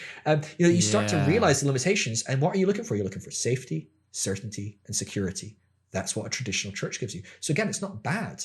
Look at AA, right? Alcoholics Anonymous. People that are addicts are often very driven by that egocentric, driven by a red desire, or maybe even a lot of times earlier, that can become quite a beige drive, alcoholism or narcotics addiction or something like that. That's a very blue model, and it's why it works so well with people that are at that stage, because it's a healthy progression. And so I think we need to, as we deconstruct, recognize where we're at, but also recognize the people we're interacting with and recognize that they're probably not going to, if we've moved on quite a bit, they're not going to come along with us easily. We need to stop and go, oh, you're at stage blue. And that's okay. It works for you. This is good for you. It's not healthy. And not in a condescending way. Yeah. Because it can be very easy to go there, right? And like, well, I'm enlightened, and that's actually touching on one other issue, is that like you can sort of see some of these phases at different stages of history. So orange sort of emerged around 500 years ago with the Enlightenment and the development of the sciences and stuff like that. Green, I mean, think about how everyone's story is meaningful. Whatever you believe is right for you. Pluralistic, free love. What does that sound like? I mean, that's the 60s, right? Big time, right? And then yellow. This is an implication that I only really came across recently, because there's this data point where basically like when society flips over to a new phase, there's an initial creeping in of it. But when that new phase hits about 10% of the population, it accelerates. Yes. And so you see that happening with the Enlightenment 500 years ago into orange. You see that happening in the 60s and 70s with green. And I think we're just on the cusp of a lot more people going into this yellow phase. Yeah. Well, people estimate that about 1% of the population of the planet is yellow.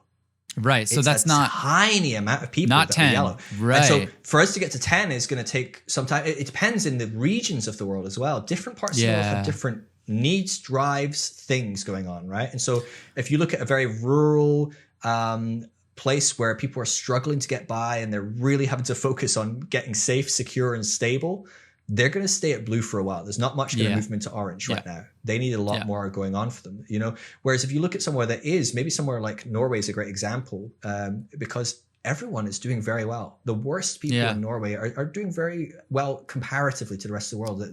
It's a very safe place. It's a very healthy place. And there's a lot more room to grow and there's a lot more room to move forward. And you're going to see that country hit 10% much quicker than America or China or some other place. And it's not to say China's worse than Norway. Not at all. It's just at a different stage. And it'll grow in its own time. It should be, we should reiterate that the reason why people and societies outgrow green is because green sucks at making decisions. You think about the Occupy Wall Street movement. You know, it's like, that's the classic example I've heard people use where it's like everyone's story is important and, you know, like, but they didn't enact a single bit of legislation. Yeah. Right. They couldn't. There's so much potential there, but they couldn't get their platform together in an organized way. Blue is great at organizing. Green sucks at it. So one of the things that you see in green is this sort of postmodern, like, truth is relative. Everyone's story is meaningful and true in some way. But the fact is that certain truths and certain stories do map to reality more than others, or they have an impact that's maybe better. There are things that are just objectively true. Yeah. And so the limitations of green you start to see those limitations, and that's what propels you into yellow. Absolutely. And I kind of want to leave this conversation with this idea in yellow that if the world is heading in a yellow direction, where people are more integrated, where people are able to appreciate all the stages, where people are able to say, hey, I learned this here, I learned that here, I learned that here, and I can have an appreciation for the whole thing. As we head that way as a society, as a species, as humanity, that's actually really encouraging. Huge. If the world is full of more and more and more people at yellow, if that's where we're headed, that's something to be excited about. And this is not something that I thought we'd touch on, but my brain just went there, and I feel like it's important. If you came out of a Christian culture that was obsessed with end times eschatology and obsessed with like the world's going to hell and things are getting worse and there's moral decay and blah, blah, blah, blah, blah. If that's the way you see the world, if that's your narrative, even when you deconstruct, you might not realize that you've taken that idea with you. Yeah. And you have this perception of the world that's you believe that things are getting worse. And that's a belief that I want to invite you to leave behind. Because in yellow, you see the value of all these things. And if more and more people go into this stage, that's a good thing. And for any of you, this is a related note, for any of you that are interested in knowing about the world getting better, I would encourage you to study Dr. Steven Pinker. He's is he a sociologist? Is that his? I believe so. Yeah, and he's written several books making the case that, like, hey, actually, the world is getting measurably better for people everywhere. And he wrote a few books. One of them is The Angels of Our Better Nature. Enlightenment Now is, I think, probably the one that would be the most interesting. And it basically, it rocked me, because I, coming out of Christianity, definitely was like, I inherited this idea that things are getting worse, things are getting worse, things are getting worse. And then eventually Jesus is going to come back and it'll be okay all of a sudden. But the truth is, things on many levels are getting much, much better. And thinking about more people going into yellow gives me so much hope for the future. Yeah. I feel more hopeful about humanity than I ever have before. Yeah. And I think for a lot of people that deconstruct, there's this like void of hope. It's like, I want to, I want hope. I want to believe in good things. And for me, that this was a good thing that gave me some encouragement.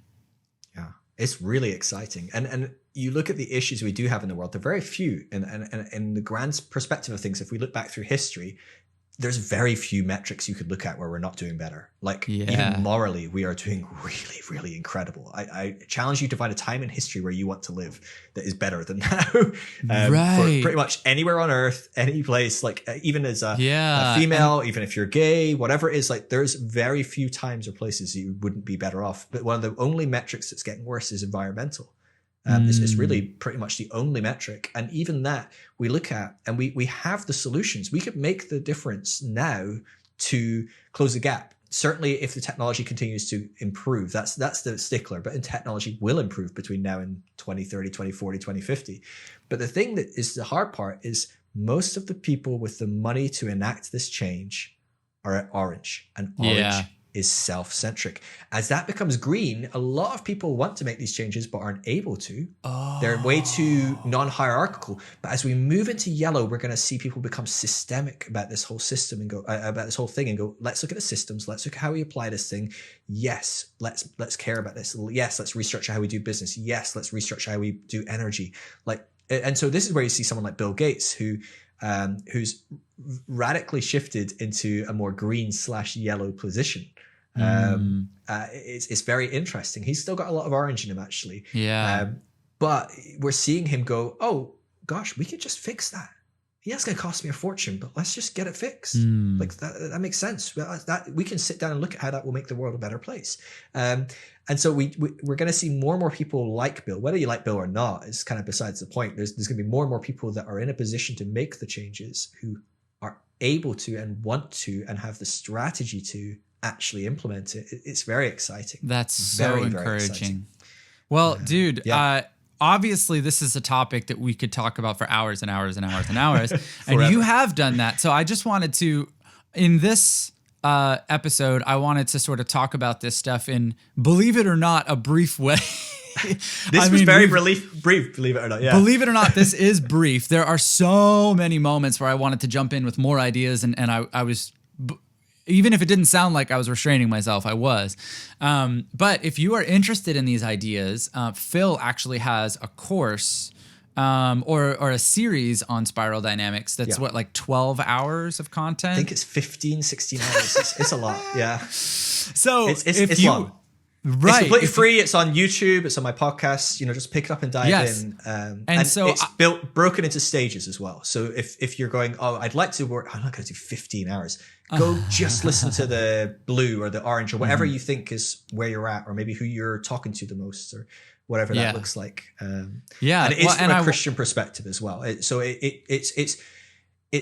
overviews the topic from a completely non-Christian perspective, but it goes into people that are going through these deconstructions of faith, what might happen to their faith and their spirituality as they do so and as they enter those new stages. So when I add that disclaimer, if you're looking for purely spiral dynamics, you can just hit skip when I get to the spiritual bit. But yeah, sure.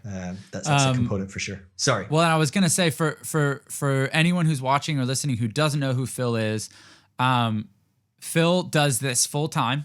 He helps people go through these transitions, as we're seeing, from you could look at it as transitions from one stage to another stage, which can be very disorienting. And you spend your time helping people through those changes. You're very generous with your resources.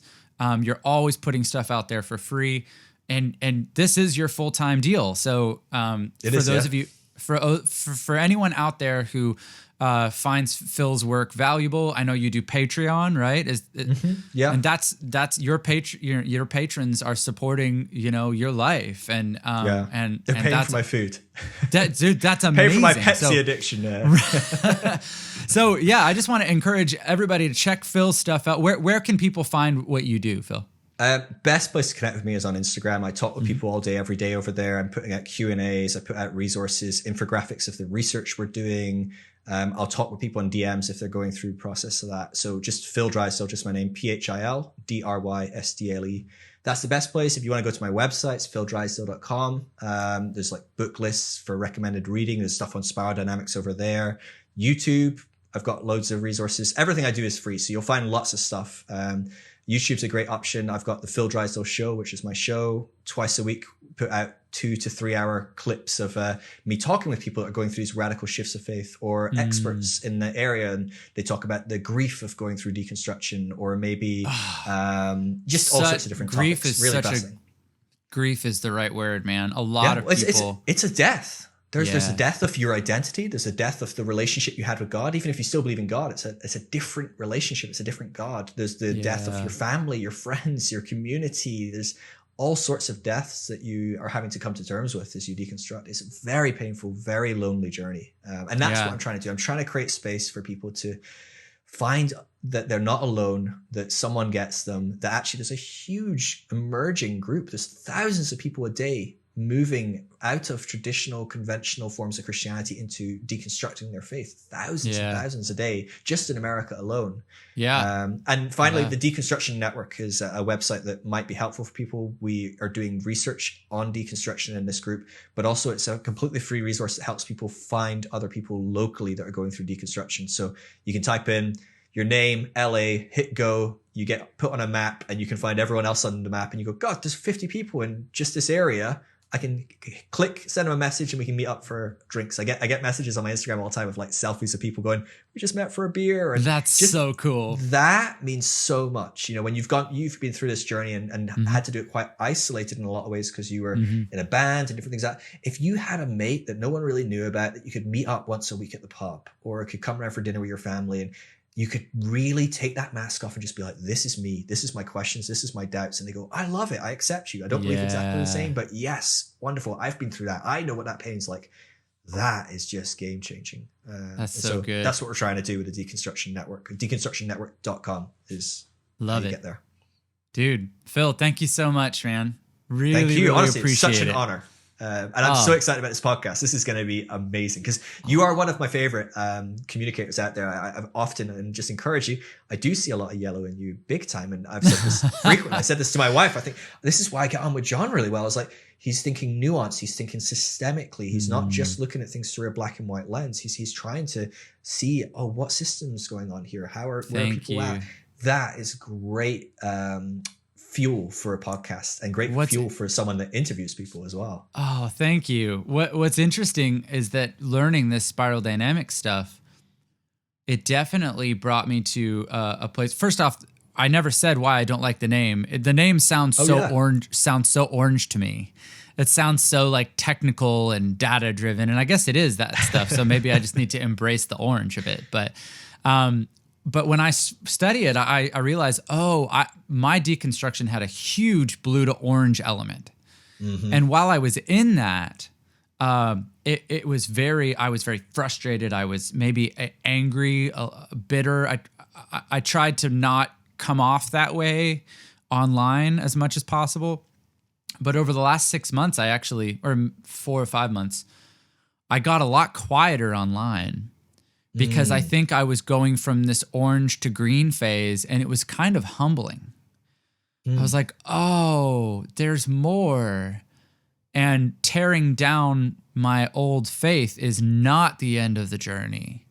There's more here. And so I got a little bit quiet, and it's only in the last couple of months that I was like, okay, I'm ready to have a more comprehensive conversation about this stuff.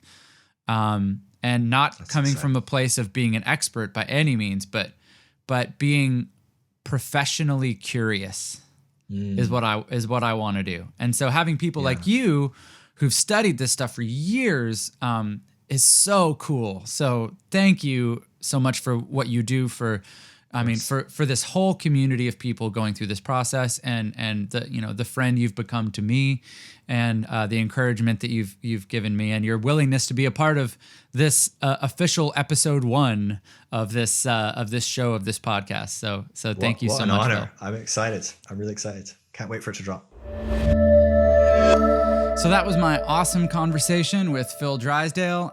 Thank you guys so much for watching and listening. And I wanted to mention one last thing before we go. This is a weekly show and weekly podcast. And every week, one of the things that I wanted to do is highlight some sort of organization that's doing good work in the world, a nonprofit or a charity, or just some organization that's really making a difference in people's lives in tangible ways. I have a number of nonprofits and charities that I contribute to and that I really believe in, but I also wanted to let the guest of each week's episode point out an organization that maybe they really believe in. And so this week, Phil has selected an organization called Charity Water. You might have heard of it. It's a super easy recommend for me because it's an organization I believe in really, really firmly. They basically drill wells and get people clean water all over the world in places where clean water has been a really big problem. It was started by Scott Harrison. You may have seen some of his content and videos online. Definitely, it's a very unique organization in the way that they raise money. Every single dollar that you donate to Charity Water goes to drilling wells and providing clean water for people. Normally with nonprofits, it's a percentage. A percentage of the donations go to the actual thing that they're doing because they have administrative costs, they have salaries for staff and that kind of thing.